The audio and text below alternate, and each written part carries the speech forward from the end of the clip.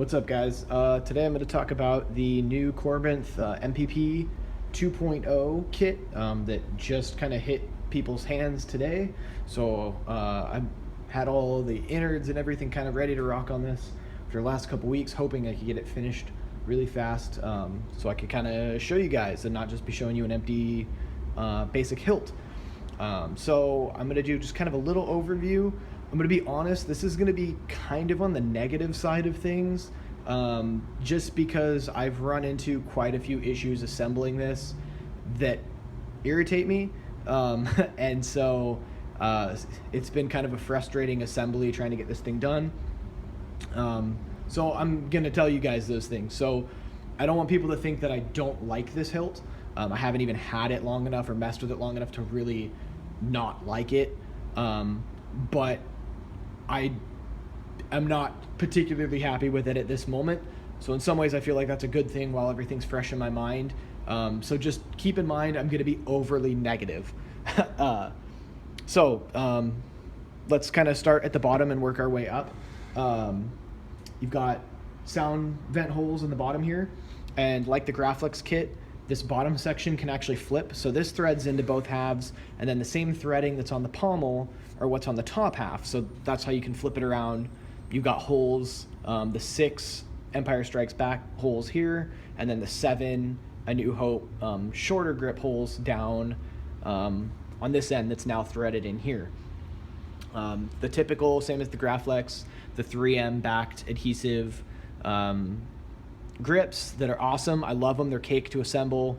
What I always do, same with the Graflex, is I use the grip as the guide. So even if you were running the shorter grips, I would run the clamp down there, and then you can line stuff up with the line on the pommel and this so that they're nice and straight, and you get an even distance between all of them.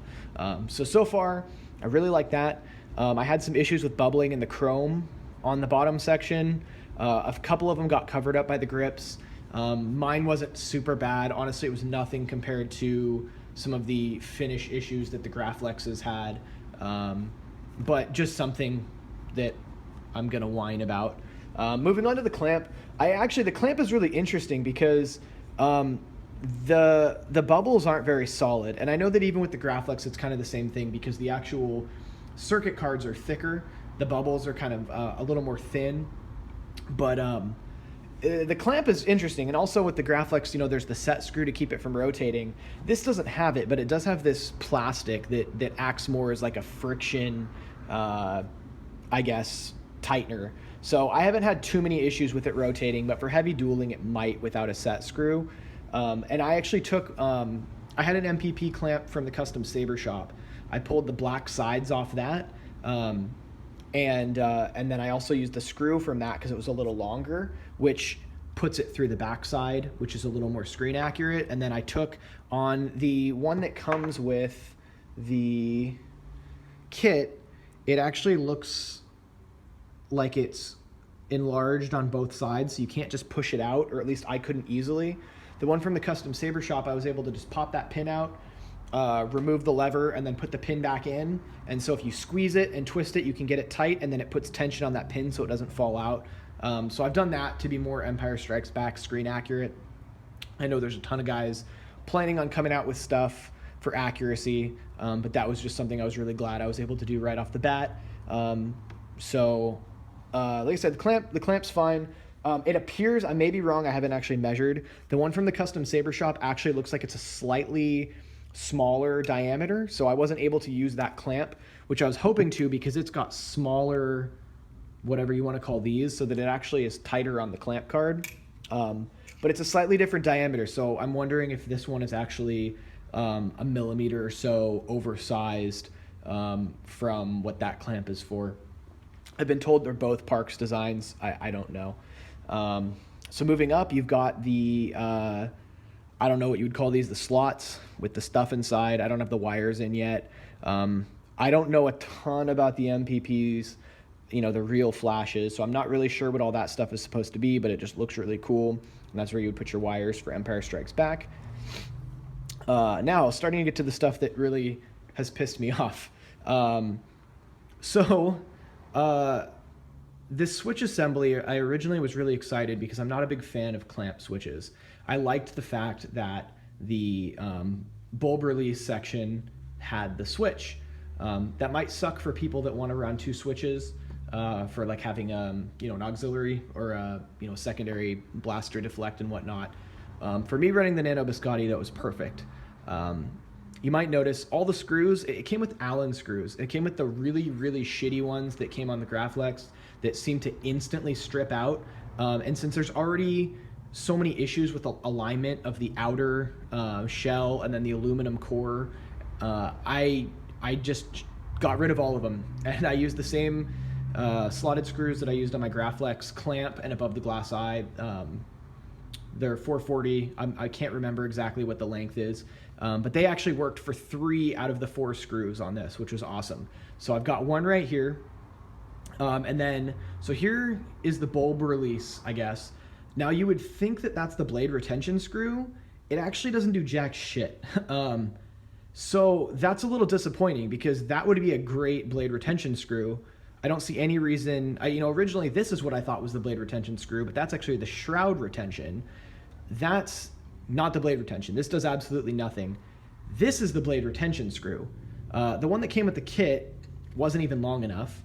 I had one that was the same size that matched these that you can get at Lowe's, which is what I used as a blade retention screw on my Graflex. It wasn't long enough. So I went to Lowe's and got one that's just a Phillips that looks like shit, but at least it works. So I'm kind of unhappy about that because I'm going to have to order a screw online, which means I'm going to have a ton of screws, which means I'm probably going to have to sell these 3 plus one of those in a set to make back my money. But oh well. Also, the actual switch, I had to drill into the button from the underside because when you clamp these down, it would sit up too high. Even with everything underneath, you know, nothing underneath and it flush, I was running into issues with the switch. So I don't know if that's gonna, you know, be the case for everybody, but I had to drill the nub on the underside. I had to drill it in a little deeper. So that wasn't a huge deal, but for some people it might really suck. Okay, before I get to the shroud, it's got these screws on either side, and those are what hold the core to the outer part. So, and it looks like, I don't know what it is that I did now. You can take them off with the shroud on, but they're really, really close to it. You would risk kind of scratching this textured paint. On the original MPPs, they're actually like a smaller head screw. I don't know if maybe they're smaller than a 440, but what would be cool is if somebody made a smaller head 440 that you could use. So you could take them off without having to remove the shroud. And I replaced those. There's kind of some alignment issues for me between those two and this. I know the Graflex was the same way. You kind of have to tighten stuff, get everything kind of hand tight and then cinch it down. So that's not really too much of a gripe, just something to keep in mind that much like the Graflex, you know, you're working with, I guess I'll be blunt, you're working with shit metal. So just be careful, especially if you're running steel bolts into an aluminum core. Okay, so now moving up to the shroud. The way they did the shroud, you've got your hidden thumb screw, and there's notches on this, so this goes into the notch. And then you've got this hideously ugly and obvious 1032 set screw up here. Now, oh yeah, here's what also pisses me off. So like the Graflex, what I call the 2.1, which was the newest batch of Graflexes, it already is drilled for your LED retention. This also is for 1032, which you can't go find in stores because if it's not flush, you can't get your switch to mount. So it's got to be like an actual blade retention style screw, you know, with the Allen key on the top. You can't get 1032. You can get 1024, but you can't get 1032 in stores. So there's not even any reason to have a set screw there for the shroud. The shroud is plenty solid without it, just using this, and it's ugly. So there's really no reason to even have that, but I'm gonna have to order that too, because that's something else I can't find. I'm hoping if anybody makes an accurate shroud that they just don't even have that, or this should have gone all the way through and that could have been the blade retention screw. Again, a missed opportunity to have a better blade retention screw, or have one there at least, but make this the blade retention screw. So, oh well. This is a pretty shiny chrome, and it actually looks like, let's see if I can find it here. It looks to me exactly like the ones the custom saber shop sells. This one's cut down. So that might actually be a better replacement, just with the knurling looks a lot better in my opinion. So far, basically, to sum it up, a lot of my issue has to do with hardware being shit. The D-ring, it doesn't go side to side, so obviously it's just, you know, drilled in like this. It obviously doesn't go all the way through because of this. It's really stiff, and it doesn't fit over this thumb screw. So basically it's not functional. From what I've seen in pictures, it looks like the same Graflex case D-ring that's used on the A New Hope Graflex, as well as the Obi-Wan A New Hope saber. Looks to me to be the right size, but it's thicker. So you would have to drill into the sides a little bit, but that's something that I think I'm going to do because this is a totally useless D-ring. Although at the same time, it's nice not having something flop around when you're dueling with it. So basically, yeah, a lot of issues with the assembly. Just kind of frustrating, not really getting all the stuff needed. I mean, I know technically the Graflex didn't come with the LED retention screw either, but I believe it was an 832, not the 1032. 832s you can find, or if not, you can at least pull from another saber or something. It's a kind of a more common saber size.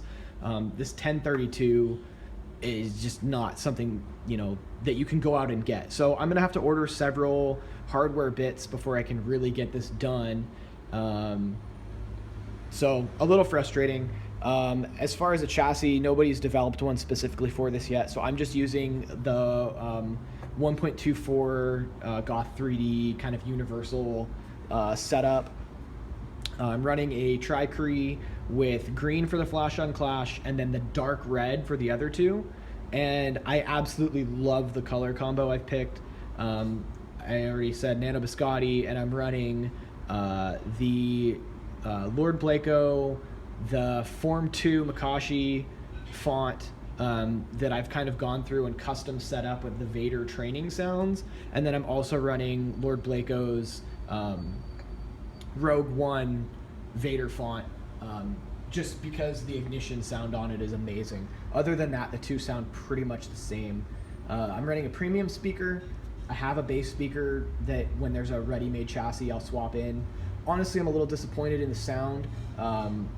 Maybe it's just these little sound vents. Maybe it's just my setup. I think, you know, having everything maybe tighter and having a nice, you know, I don't know. It doesn't sound as amazing as I would hope. I guess to me, I envision the Vader saber being very, very loud and powerful sounding. So anyway, let's get this.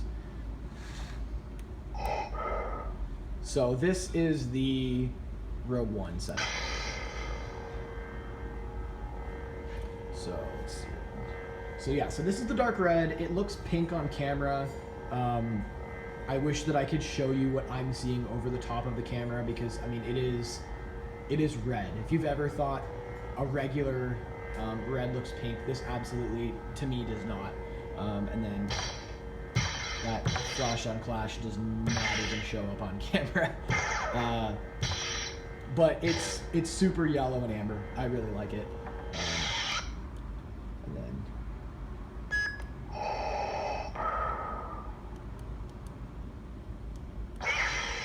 so for this one, every time, this is the Form 2. I have you now. Good work. So basically every time it activates the Clash, there's some kind of quote. Don't fail me again. The downside about that font is you get the ignition sound, but it doesn't actually deactivate until after the font is finished. So anyway, so yeah, so there it is. There's the Korbanth MPP 2.0.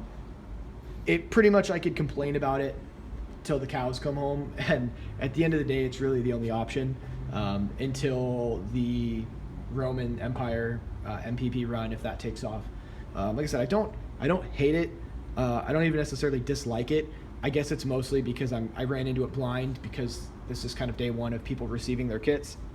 There's just some issues that kind of sucked. I don't know if those are isolated cases. I don't think anyone else has had any issues with the blade retention screw, but mine absolutely was not long enough. So I don't know. Like I said, a real missed opportunity with this. If this was a couple millimeters longer, it would work great. Maybe somebody will come out with that. In my opinion, it would be a way more logical blade retention. Even having both of them, it would be much like on the Graflex. The blade comes in, and generally speaking, you've got your glass eye that's going to do some retention, unless it's a see-through, and then your main retention is going to be the screw above it. So kind of a missed opportunity on a lot of the hardware. Also, in my opinion, don't even mess with the Allen screws on it because they're really bad. I don't think it's worth it. Like I said, I had to Dremel mine, Dremel a notch to get it off. And then again, here, I guess I'll show you. These are the silver that come with it. Now for A New Hope, this is the more accurate choice. And I think on a real MPP, one side's silver and one's black. So if you don't want to have to paint them, you can either wait till somebody comes out with the version, or you could buy the custom Saber Shop model, swap them, and then you have both. I don't know. Just options. Like I said, I luckily had one from another custom build, and I'm just going to swap them because on the other one it doesn't really matter. So, like I said, I totally would recommend this if you're in the market for an MPP. Just some stuff to be aware of. So yeah, hopefully you guys enjoyed that. Hopefully it was informative. Video is very long, longer than I was intending. But I wanted to make sure I went over every single detail, and hopefully I didn't complain too much.